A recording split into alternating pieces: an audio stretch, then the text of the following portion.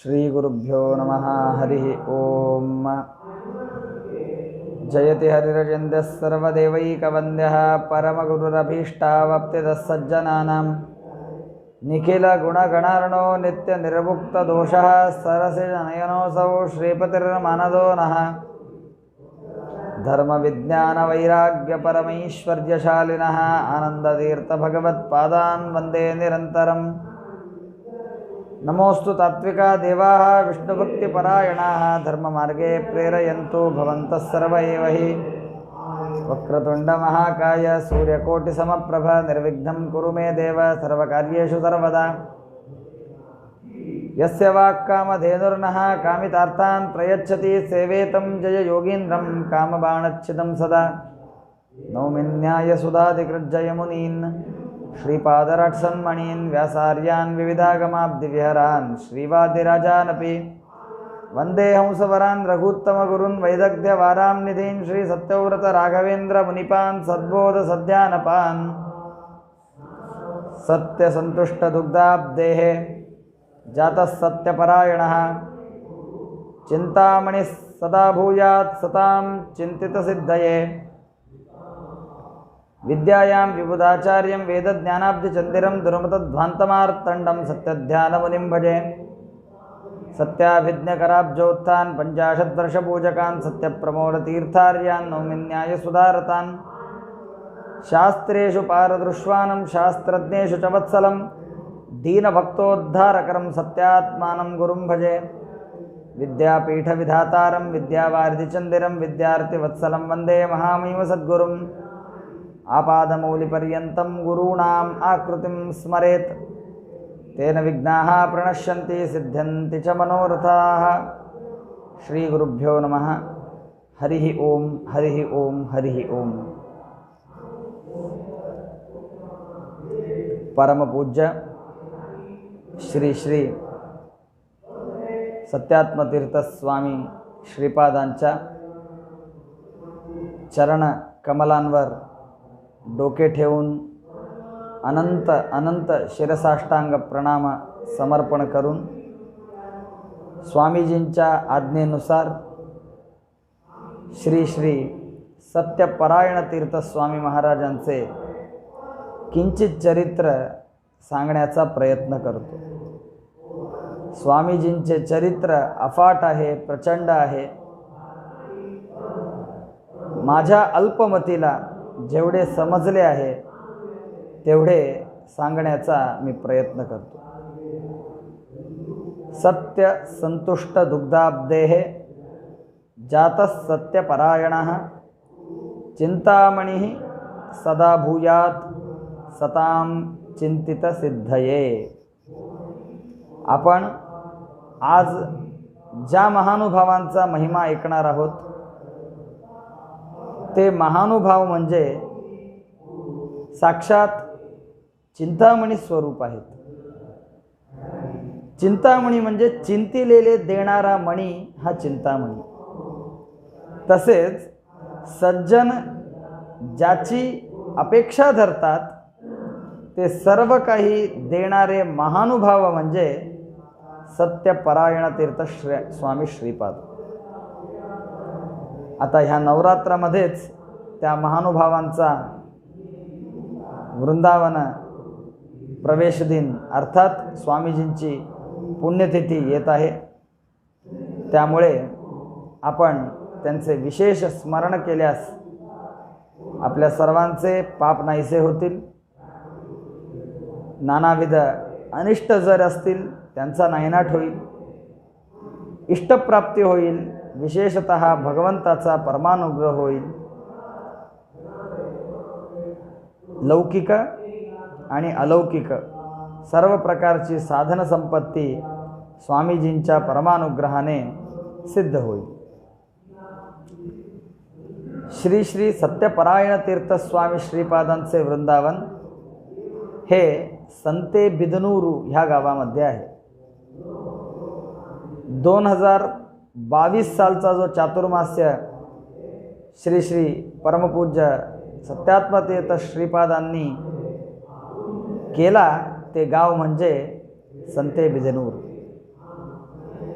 पिनाकिनी नदी तिथे आहे. अत्यंत पवित्र स्थान ते आहे. अशा पवित्र स्थानी स्वामीजी वृंदावनस्थ झालेले आहेत. त्या स्वामीजींचा महिमा आपण ऐकूयात. श्रीमन मध्वाचार्यांच्या गादीवर विराजमान झालेले सर्व यतिवरेण्य जे आहेत ते शापानुग्रह समर्थ आहेत. अलौकिक कार्य करण्याचे सामर्थ्य त्यांच्यामध्ये आहे. परिपूर्ण भगवत भक्तीने चिंब ओले होऊन सतत भगवंताची आळवणी करणारे महानुभाव आहेत. मध्वाचार्यांवर श्रीमद टीकाकृतपादांवर नितांत विश्वास ठेवून मध्व सिद्धांताकरिता मध्वशास्त्राकरिता स्वतःचे सर्वस्व झोकून देणारे यतिवरेण्य आहेत. संन्यास म्हणजे काय हे त्या यतींकडे पाहून कळेल असे सर्व महानुभाव आहेत. कुठल्याही प्रकारची लौकिक संपत्तीची कामना नाही. कुठल्याही प्रकारचे भोग त्यांना नको आहेत. कुठल्याही प्रकारच्या ऐहिक संपत्तीच्या मागे जाऊन स्वतःचे जीवन कदापि व्यर्थ न करणारे महानुभाव म्हणजे आपल्या ह्या उत्तरादी मठाच्या पीठावर विराजमान झालेले सर्व सर्व सर्व यतिवरेण्य. ह्यामध्ये तिलमात्रही शंका नाही. अशा या महानुभावांच्या कारकिर्दीमध्ये किंवा अशा या महानुभावांच्या आधिपत्याखाली आपण सर्वजण आहोत. आपल्याला हे सर्वजण गुरु म्हणून लाभलेले आहेत. म्हणजे आपले काहीतरी पूर्वजन्माचे सुकृत नक्कीच आहे. नाहीतर असे हे महानुभाव आपल्याला गुरु म्हणून लाभणार नाहीत. आपल्यावर भगवंताने परमानुग्रह केलेला आहे. त्यामुळेच आपल्याला भगवत तत्वज्ञानाचा उपदेश करणारे हे सर्वजण गुरु ह्या रूपाने लाभलेले आहेत. आजचे आराध्य गुरु म्हणजे श्री श्री सत्यपरायण तीर्थ स्वामी श्रीपाद. गुरुषु स्थित्वा तद्वारा ज्ञानोपदेष्ट्रे नमः. गुरु म्हणजे भगवंताचा सन्निधान. गुरु म्हणजे भगवंताची मूर्ती. गुरु म्हणजे तत्वज्ञानाचा उपदेश करणारे जणू दुसरे वेदव्यासच. अर्थात वेदव्यास भगवंत हे गुरूंमध्ये राहून आपल्याला तत्वज्ञानाचा उपदेश करून आपल्याला सन्मार्गी लावतात, आपला उद्धार करतात. असे हे सत्यपरायण तीर्थ म्हणजे श्रीमन मध्वाचार्यांच्या उत्तरादी मठातील 30वे यतिवरेण्य होत. ह्या महानुभावांनी 23 वर्ष उत्तरादी मठाची गादी सांभाळलेली आहे. अर्थात उत्तरादी मठाच्या ह्या दिव्य पीठावर 23 वर्षे राहून त्यांनी निरंतर श्रीमन मूल रामचंद्राची दिव्य पूजा केलेली आहे. एका अर्थी श्रीमन मूल रामाचे गतवैभव सत्यपरायण तीर्थांनी पुन्हा आणले असेही आपण म्हणू शकतो. काय घटना आहेत, काय झाले, कशा प्रकारे त्यांनी सेवा केली हे सर्व काही आपण ऐकूयात. विष्णू सहस्रनाम हे प्रचंड अद्भुत असे स्तोत्र आहे. असे अद्भुत स्तोत्र पारायण केल्याने जे पुण्य प्राप्त व्हायला पाहिजे ते भक्तीने रामाचे नामस्मरण केल्याने प्राप्त होते. अशा ह्या साक्षात भगवंताने पूजा केलेल्या, साक्षात श्रीरामचंद्राने पूजलेल्या, सीतामातेने पूजलेल्या, हनुमंताने पूजलेल्या, चतुर्मुख ब्रह्मदेवाने पूजलेल्या मूर्तींची पूजा करणारे महानुभाव त्यांचे पुण्य त्यांची योग्यता, त्यांचे ज्ञान, त्यांचे सामर्थ्य ह्यांविषयी बोलण्याचा अधिकार मला तर नाहीच. पामर असा मी काय सांगू त्यांच्या पुण्याबद्दल. आपण फक्त त्यांच्या त्या दिव्य चेतनाला अनंत साष्टांग नमस्कार करूया. सत्य परायण तीर्थ स्वामी श्रीपाद 1841 ते 1864 ह्या काळामध्ये पीठावर विराजमान होते.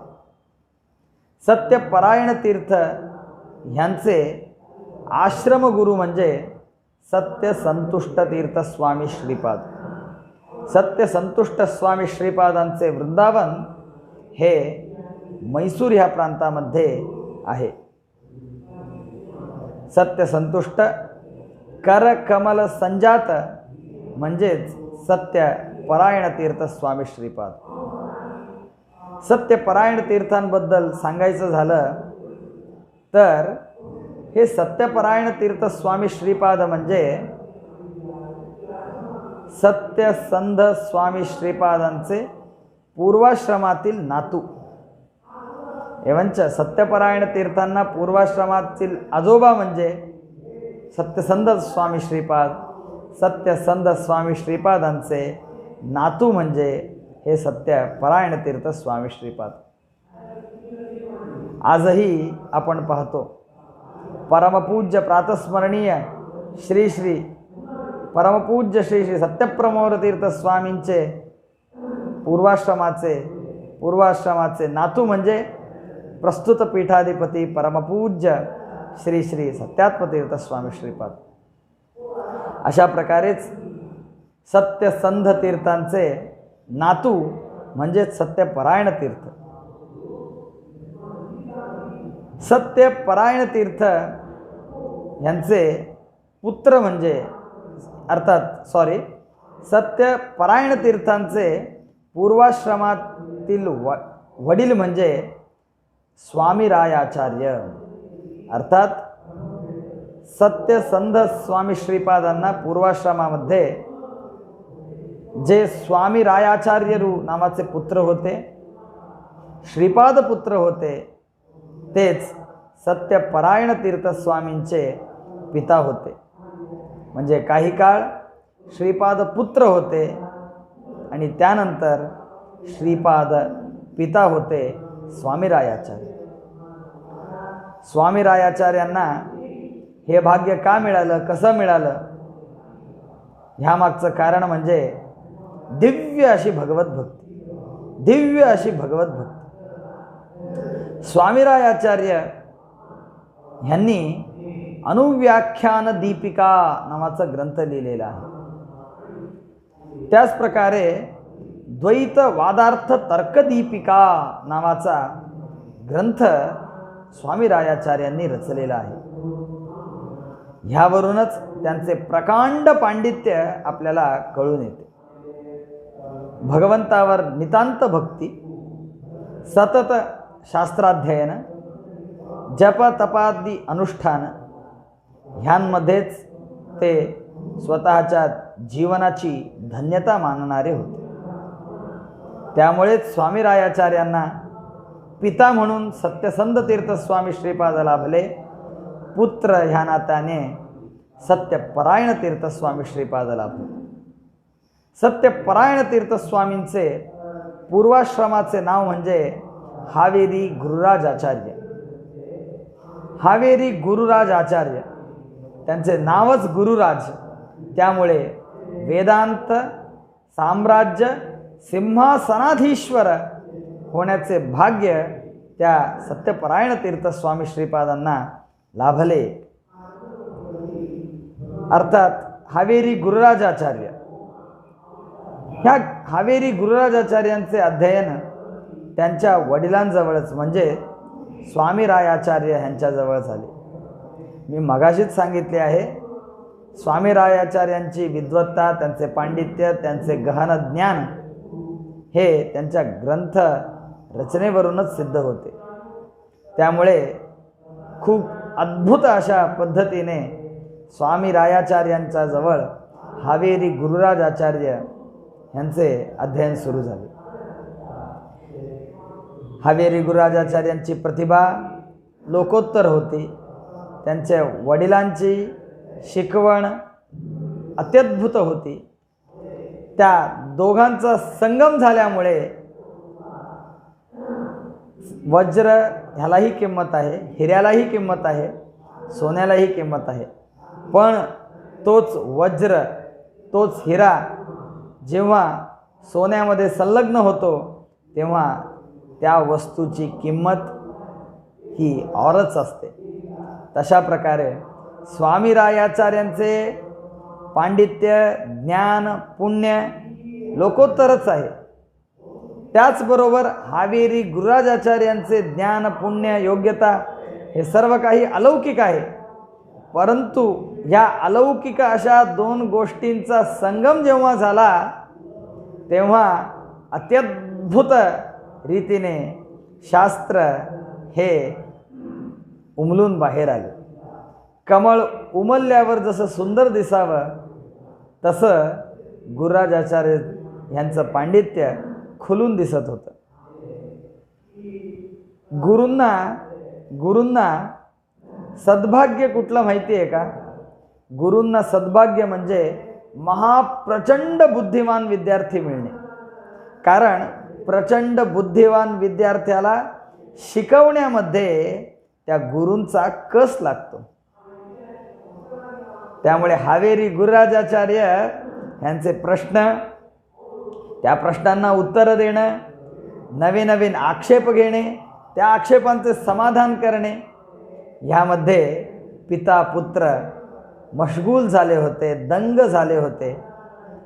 जगाची पर्वा न करता, अर्थात दिवस का रात्र, जेवावं का खावं, काय प्यावं, ह्या सर्वांचा त्यांना विसर पडला आणि फक्त शास्त्रामध्ये ते अवगाहन करत होते, शास्त्रामध्ये ते पोहत होते. त्यामुळेच सत्यपरायण तीर्थांसारखं व्यक्तित्व तिकडे निर्माण झालेलं आहे. हावेरी गुरुराजाचार्यांचं विशिष्ट अध्ययन स्वामी रायाचार्य यांच्याजवळ झालं. अध्ययन झाल्यानंतर ह्या गुरुराजाचार्य यांचं लग्न कुंकुम सौभाग्यवती भागीरथीबाई ह्यांच्याबरोबर लावण्यात आलं.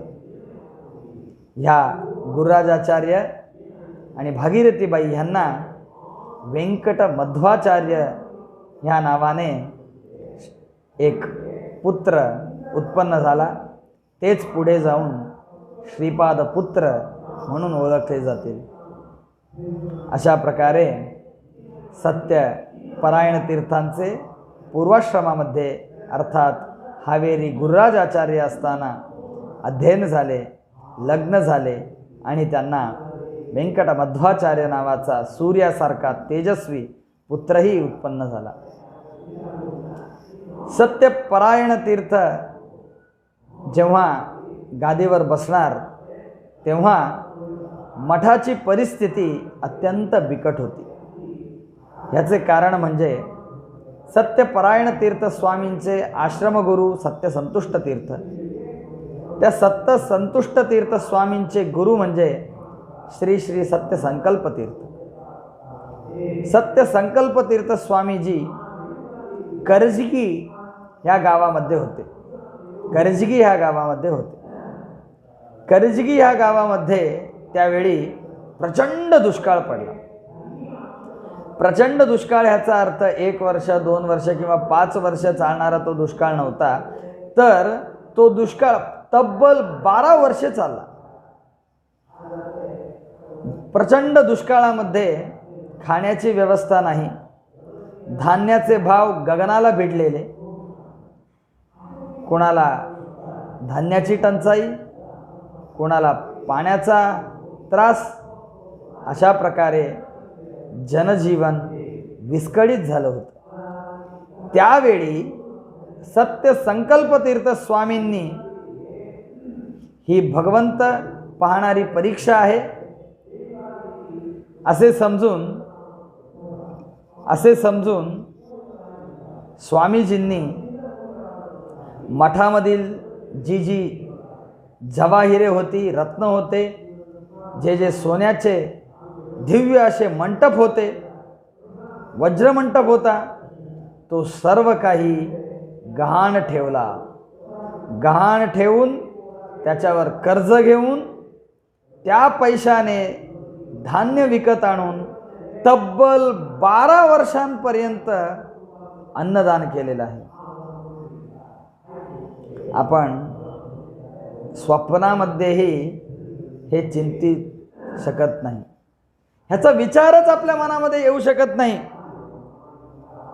सर्वस्व दान करून त्याच्यावर पैसे घेऊन ते स्वतःच्या भोगासाठी नाही तर संपूर्ण जगाला अन्नदान करणे ही कल्पनाच आपल्या डोक्याला शेवत नाही. परंतु वास्तविकपणे सत्य संकल्प तीर्थ स्वामीजींनी 12 वर्ष, तब्बल 12 वर्षे दिव्य अशा पद्धतीने अन्नदान केलेले आहे. कुणालाही कुठलीही कमतरता नाही. नित्य 2 वेळ श्रीमठामध्ये सर्वांना सुग्रास जेवणाची व्यवस्था त्या स्वामीजींनी केली होती. जे सोन्याचे मंटप होते ते सर्व काही धूमप्पा नायक नावाच्या धारवाड या क्षेत्रामध्ये राहणाऱ्या त्या गृहस्थाच्या घरामध्ये गहाण ठेवण्यात आले. धूमप्पा नायकांना 2 पुत्र, एक रामण्ण नायक, दुसरा तमण्ण नायक. अशा प्रकारे सत्य संतुष्ट श्रीपादांचे गुरु सत्य संकल्प तीर्थ स्वामीजींनी जनसेवा हीच ईश्वर सेवा असे मानून दिव्य असे कार्य केले. अनेकानेक लोकांना प्राणदान दिले.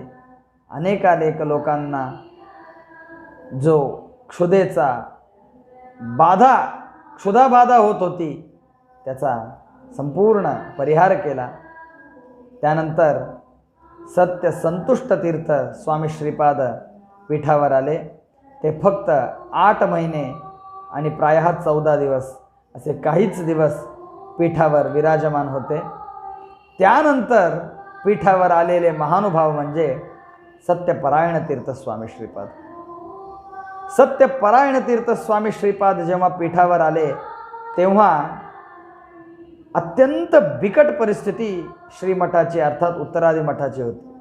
कारण जे काही सर्वस्व होतं, सोनं होतं, नाणं होतं, रामदेवांना घालणारे महाराजांनी दिलेले हार असतील, ते सर्व काही गहाण ठेवण्यात आले होते.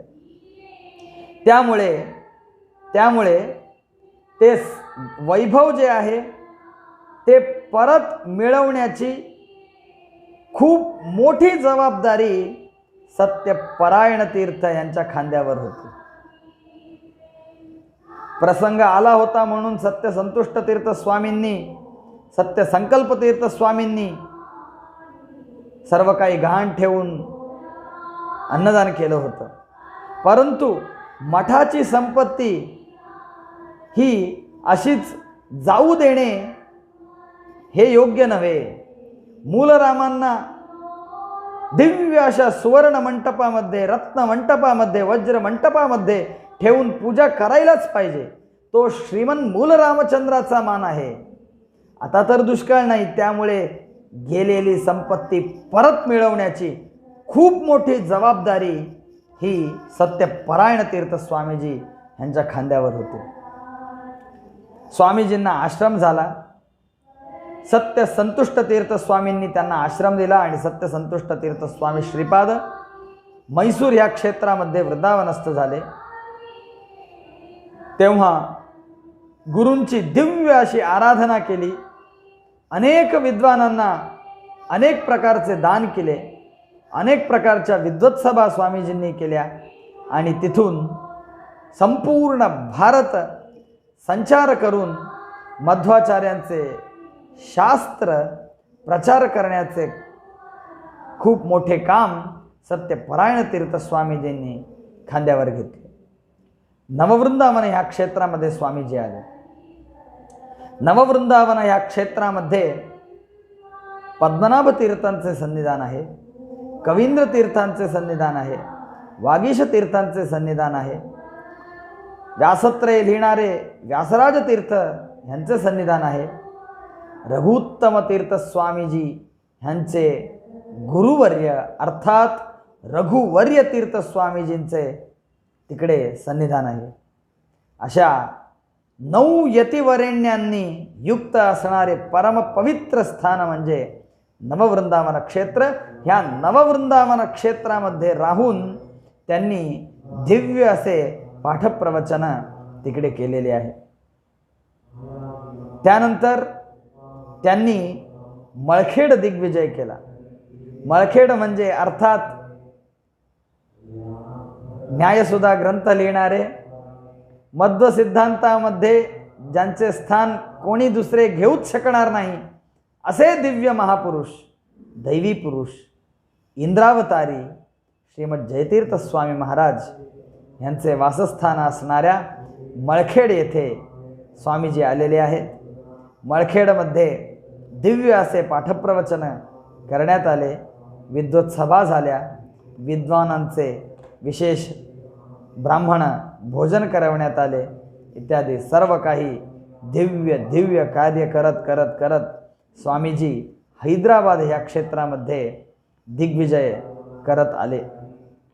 तिकडे हैदराबादामध्ये राजगोपालराया यांनी विशेष स्वामीजींचा सत्कार केला, स्वामीजींना आदर दिला, स्वामीजींचे प्रवचन ठेवण्यात आले.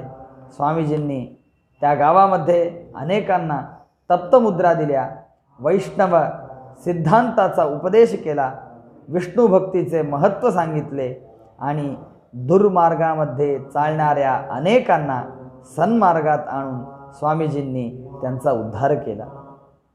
त्यानंतर स्वामीजी पुढे आले. तिकडे लिंगमपल्ली हैदराबादामध्ये आजही लिंगमपल्ली ह्या क्षेत्रामध्ये श्रीमद उत्तरादी मठ आहे, त्या क्षेत्रामध्ये स्वामीजी आले. लिंगमपल्ली, लिंगपल्ली म्हणजे गाव, लिंग असणारे गाव. त्या क्षेत्रामध्ये शिवभक्तांचा प्रचंड दबदबा होता. शिवभक्त असणे चुकीचे नाही, सर्वथा चुकीचे नाही, शिवावर प्रचंड भक्ती करावीच, परंतु विष्णू भक्ती करू नये असे सांगणारे ते शिवभक्त होते. त्यामुळे अशा या शिवभक्तांवर विजय मिळवायला हवा या अभिप्रायाने, मुख्य म्हणजे विष्णू हा सर्वोत्तम आहे हे तत्वज्ञान त्या सज्जनांना कळवून देण्याकरिता स्वामीजी तिकडे आले. त्यांनी विशेष पाठप्रवचने केली. अनेक दिनं तिकडे वादविवाद चालले.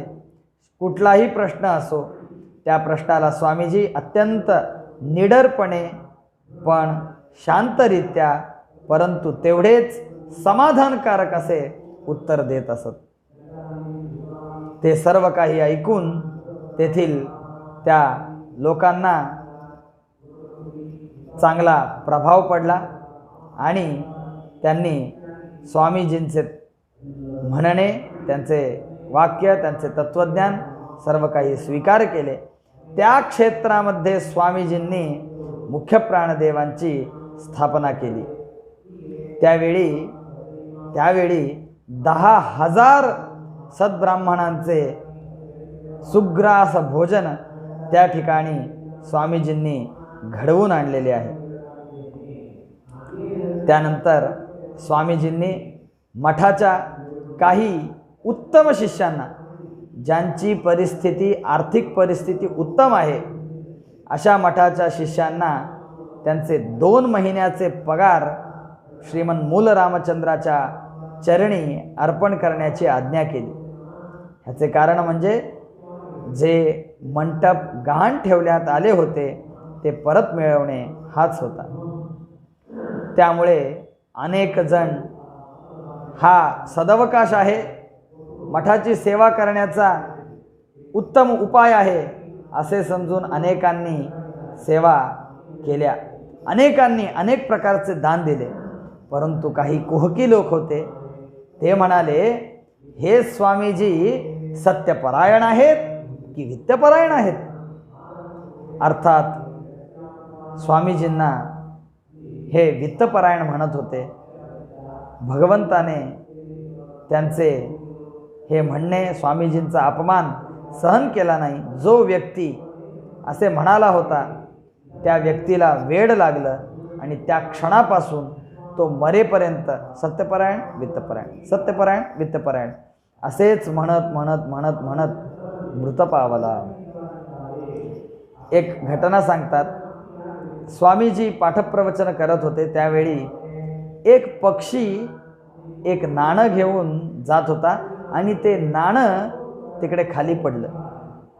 त्यावेळी स्वामीजींनी सांगितलं, हे नाणं मठाच्या तिजोरीमध्ये भरती करा. त्यावेळी एका नाण्याचा सुद्धा यांना मोह आहे, हे वित्तपरायण आहेत असे काही कुहकी म्हणाले. तेव्हा तो कुहकी अक्षरशः सत्यपरायण वित्तपरायण, सत्यपरायण वित्तपरायण एवढेच पारायण करत करत करत करत मृत पावला. असो, त्यानंतर स्वामीजी लातूर येथे आले. लातूर क्षेत्रामध्ये दिव्य असा संचार सत्यपरायण तीर्थ स्वामीजींनी केलेला आहे. अनेकांना वैष्णव तत्वांचे उपदेश केलेले आहे. अनेकांना वादविवाद करून त्यांचे दुर्वाद खोडून काढलेले आहेत. अनेकांना तप्तमुद्रा देऊन वैष्णवत्व प्रदान केलेलं आहे. अशा अनेक दिव्य घटना स्वामीजींच्या आपण लातूरमध्ये घडलेल्या ऐकतो. त्याच लातूरमध्ये अजून एक प्रसंग घडला, तो म्हणजे स्वामीजी दिव्य अशी रामचंद्राची पूजा करीत असत. त्या रामचंद्राच्या पूजेमध्ये सुवर्ण मंडप असे, सोन्याच्या चांदीच्या पात्रांची कमतरता नसे. मठाचे हे वैभव पाहून, अर्थात त्या वेळेपर्यंत अजून संपत्ती पूर्ण आली नव्हती, असो त्या मठाचे वैभव पाहून काही दुष्ट चोरांच्या मनात ही संपत्ती आपण चोरावी असा विचार आला आणि त्यांनी मठामध्ये प्रवेश केला. ही घटना स्वामीजींना कळली आणि स्वामीजींनी विशेष भक्तिभावाने पूजा अर्चा सुरू केली. पाहतात काय, तर लातूरच्या त्या गडावर, किल्ल्यावर अक्षरशः 2000 माकडांचा वेढा पडलेला आहे आणि कोणीही कोणालाही बाहेर जाऊ देत नाही आहेत. अर्थात ते पाहून चोर घाबरले.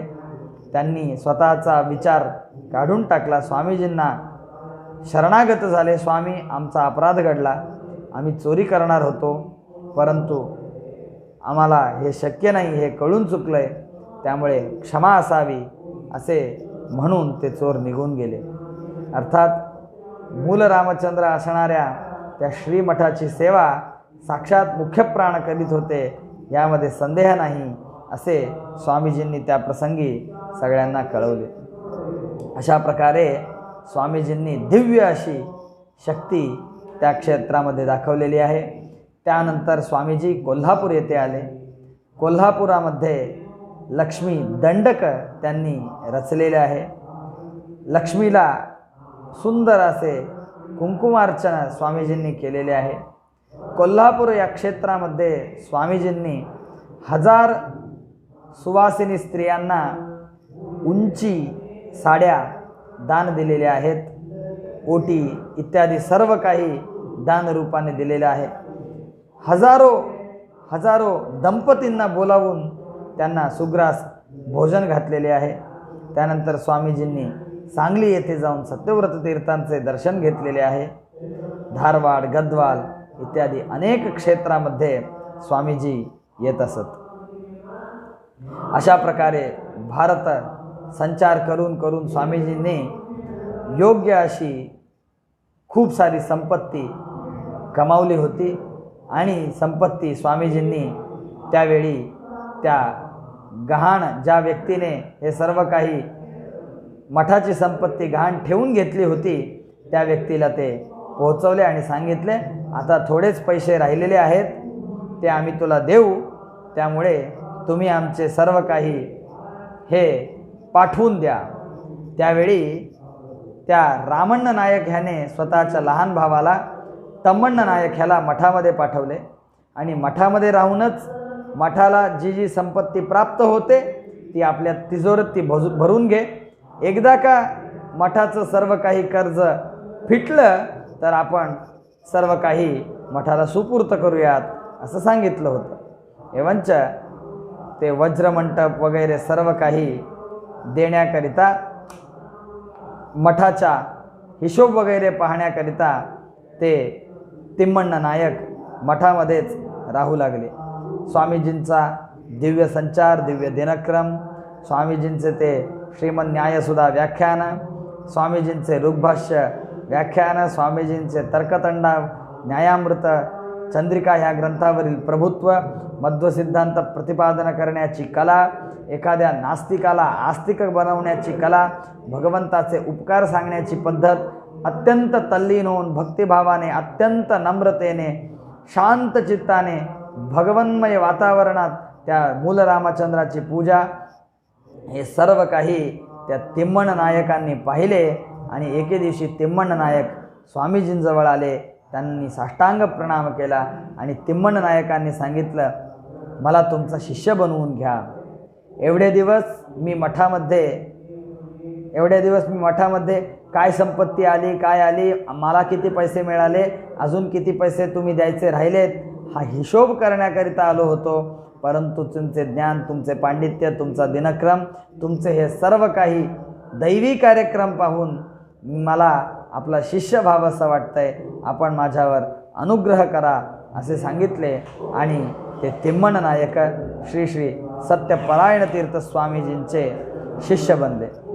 एके दिवशी तिम्मण्ण नायक यांनी स्वतःच्या मोठ्या भावाला रामण्ण नायक याला सांगितलं, श्रीमद उत्तरादी मठाकडून जी जी संपत्ती, जे जे कर्ज येणं बाकी होतं ते सर्व काही कर्ज आता फिटलेलं आहे. एकही पैसा त्यांच्याजवळून यायचा बाकी नाही. सर्व काही श्रीमठाने आपल्याला दिलं आहे. त्यामुळे श्रीमठाचे काही वस्तू असतील, वज्रमंटप असेल, सोन्याचा गंगाळ असेल, जड जवाहिरे असतील, रत्न असतील, मोती असतील, वज्र असेल, पाचू असेल, काही असू दे, ते सर्व काही तुम्ही परत करावे असे सांगणारे पत्र धाडले. लहान भावाच्या सांगण्यावरून रामण्ण नायक ह्याने सर्व काही श्रीमठाला सुपूर्त केले आणि तिम्मण्ण नायकांजवळ एके दिवशी हिशोब मागितला. तर अजून मठाला त्यांना कर्ज फेडायचं होतं. तर रामण्ण नायक म्हणाले, हे काय केलं तुम्ही? अजून मठाने आपल्याला कर्ज फेडायचं आहे, खोटं सांगितलं तुम्ही. तेव्हा तिम्मण्ण नायक म्हणाले, हे पहा, आपल्याला जी संपत्ती आहे ती भगवंताच्या अनुग्रहाने प्रचंड संपत्ती आहे. मी एवढं सांगतो, माझ्या वाटेला जी संपत्ती येणार आहे ती संपत्ती मी श्रीमठाच्या वतीने मी तुम्हाला सुपर्द करतो. ती संपत्ती माझी नाही, कारण हे पीठाधीश जे आहेत ते माझे गुरुवर्य आहेत. त्यांच्याकडून मी एकही पैसा घेणार नाही. मला मोक्ष देणारे गुरुवर्य आहेत. हे मला तत्त्वज्ञानाचा उपदेश करणारे गुरुवर्य आहेत. मला तप्त मुद्रा देऊन माझे पाप नाहीसे करणारे गुरुवर्य आहेत. कानांमध्ये मंत्रोपदेश करून माझा उद्धार करणारे गुरुवर्य आहेत. अशा गुरुवर्यांकडून मी एकही पैसा घेणार नाही. प्रत्युत गुरुदक्षिणा रूपाने मी हे सर्व काही त्या गुरूंच्या चरणी अर्पण करतो. जेवढं बाकी आहे ते माझ्या संपत्तीतून तुम्ही काढून घ्या, मला काही बाकीचं ते नको असं सांगून त्या तिम्मण्ण नायक यांनी त्या मठाचं जे कर्ज होतं ते फेडलं होतं. अशा प्रकारे तिम्मण्ण नायक स्वामीजींजवळ अध्ययन करू लागले, महाज्ञानी झाले. त्यांनी हरिकथामृत सारावर अद्भुत असे व्याख्यान केले, विरक्त झाले. पुढे संकर्षण वडेयरू ह्या नावाने ते राहू लागले. अशा प्रकारे स्वामीजींचा दिव्य असा महिमा आहे. स्वामीजी काशी क्षेत्रामध्ये गेले, तिकडे 3 महिने राहिले होते. गया दिग्विजय स्वामीजींनी केला. त्यावेळी स्वामीजींच्या ह्या वाग्झरीतून जो वाग्प्रवाह निघत होता त्याने चिंब भक्तीने, चिंब ओले तेथील गया पालक झाले. त्यांनी स्वामीजींना त्या काळामध्ये 25,000ची देणगी दिली. त्यानंतर स्वामीजी दिल्ली येथे आले. स्वामीजींचं ज्ञान वगैरे पाहून स्वामीजींचे भक्त झाले पेशवे आणि त्यांनी 30,000 रुपये संपत्ती स्वामीजींना दिलेली आहे. म्हैसूर राजाने स्वामीजींना बोलवून राजवाड्यामध्ये पूजा घडवून आणलेली आहे. अशा प्रकारे स्वामीजींना त्याचवेळी म्हैसूर राजाने स्वामीजींना सुवर्ण मुद्रा दान दिलेले आहेत. त्यानंतर चित्तूर येथे पुंगनूर राजाला स्वामीजींनी विशेष आशीर्वाद दिलेला आहे. आर्णी तमिळनाडूमधील आर्णी ह्या गावातील तिरुमलराया ह्यालाही विशेष आशीर्वाद दिलेला आहे. अशा प्रकारे दिव्य कार्य स्वामीजींनी केलेले आहेत. सांगतात स्वामीजी पूर्वाश्रमामध्ये तहसीलदार होते, त्यामुळे लौकिक कार्यभारही त्यांना चांगला माहिती होता. मठाची जी संपत्ती आहे ती संपत्ती म्हणजे कोण्या एका माणसाची संपत्ती नव्हे, तर ती श्रीमंत मूलरामचंद्राची संपत्ती. ह्या मूलरामाची संपत्ती कधीही कुठेही वाया जाऊ नये. एकही पैसा येथील भ्रष्ट होऊ नये, भ्रष्टाचार किंचितही होऊ नये, ह्याची विशेष दक्षता स्वामीजींनी घेतली होती असे आपल्याला त्यांच्या इतिहासामध्ये कळते. त्यानंतर स्वामीजी गुर्ल होसूर या क्षेत्रामध्ये आलेले आहेत. त्यानंतर स्वामीजींनी पाच्छापूर श्रीनिवास आचार्य या अत्यंत योग्य सद्ब्राह्मणांना, महाज्ञानीवरेण्यांना आश्रम देऊन त्यांना सत्यकाम असे नामकरण केले आणि स्वतःचा उत्तराधिकारी म्हणून स्वामीजींनी ह्या सत्यकाम तीर्थ यांची निवड केली. त्यानंतर स्वामीजी संते बिदनूरू ह्या क्षेत्रामध्ये आले. विदुर मैत्रेय यांचा संवाद घडलेलं स्थळ, ज्ञानाचा उपदेश घडलेलं स्थळ, मैत्रेयांनी विशेष ज्ञानोपदेश विदुराला केलेलं ते स्थळ आहे.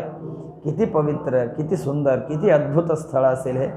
अशा या क्षेत्रामध्ये स्वामीजी आले आणि तिकडेच त्यांनी भगवंताचा नामस्मरण करत स्वतःचा कार्यकाळ संपला हे भगवंताच्या संकल्पानुसार जाणले आणि हरिध्यान रत होत स्वामीजींनी हा देह या भूतलावर ठेवला आणि स्वामीजी अदृश्य रूपाने आपल्याबरोबर राहू लागले.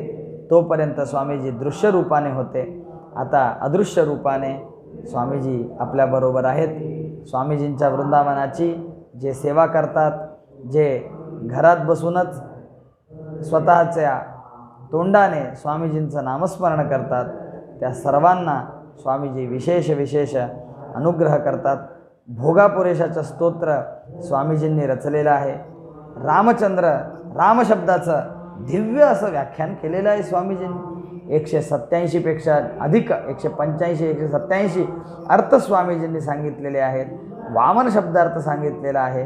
स्वामीजींचे व्याख्यानही अद्भुत, प्रवचनही अद्भुत, स्वामीजींची दीक्षा अद्भुत, भक्ती अद्भुत, प्रवचन अद्भुत, पूजा अद्भुत, पादपूजेचा वैभव अद्भुत, मठाचा कार्यभार सांभाळण्याची पद्धतही अद्भुत, सर्व काही अद्भुत. स्वामीजी उत्तर भारत संचारामध्ये असताना स्वामीजींनी एक विशेष खबरदारी घेऊन श्रीमठाला कुठेही कोणी अडवू नये ह्याची विशेष दक्षता घेतली होती. त्यामुळे श्रीमठाला कुठेही कोणीही अडवतही नसत. अशा ह्या स्वामीजींच्या महिमा ज्या आहेत त्या एक नाही, दोन नाही, अनेक आहेत. अजून त्यांच्या ग्रंथांच्या वैभवाबद्दल सांगण्याचं राहिलं आहे. असो, पुन्हा जेव्हा वेळ मिळेल तेव्हा अवश्य हे सर्व काही आपण सांगूयात. मूल रामचंद्राला फक्त तुळशी अर्चात पुष्पार्चना करून स्वामीजी थांबलेले नाहीत, तर राम शब्दार्थ रूपी एक सुंदर अशी पुष्पमाळा स्वामीजींनी स्वतः निर्माण करून त्या भगवंताच्या सेवेकरिता विनियोजली आहे. असे हे सत्यपरायण तीर्थ स्वामीजी आपल्यावर सर्वांवर परमानुग्रह करोत. त्यांचे नामस्मरण आपल्याला सदा घडोत. त्यांचा महिमा आपल्याला कळो. स्वामीजींचा परमानुग्रह पुन्हा एकदा आपल्या सर्वांवर होवो आपले सर्व अनिष्ट परिहार होऊन आपल्याला जे जे अभिष्ट हवं आहे ते सर्व काही स्वामीजी पूर्ण करोत अशी प्रार्थना स्वामीजींच्या चरणांवर करतो आणि माझे हे लहान उपन्यास मी येथेच संपवतो. गुरुमध्वांतर्गत श्रीकृष्णार्पणमस्तु. प्रवचनाला अवकाश करून दिलेल्या सदस्यांचेही मी मनापासून आभार मानतो. त्यांनाही अनेक साष्टांग प्रणाम समर्पण करतो. पुनश्च परमपूज्य श्री श्री सत्यात्मतीर्थ स्वामीजींच्या दिव्य चरण कमलांवर माथा टेकून अनंत अनंत अनंत साष्टांग प्रणाम समर्पण करतो. गुरुमध्वांतर्गत श्रीकृष्णार्पणमस्तु. इदं ज्ञानं हरेः पूजा हरेरेवोदितं सदा हर्यधीनञ्च सर्वत्र इत्येवं न्यासो हरौ स्मृतः यः सर्वगुणसम्पूर्णः सर्वदोषविवर्जितः प्रियतां प्रीत एवालं विष्णुर्मे परमसुहृत् अनेन भावि यत्पुण्यम् अवाप्नोतु गुरुर्मम. श्रीकृष्णार्पणमस्तु. हरये नमः.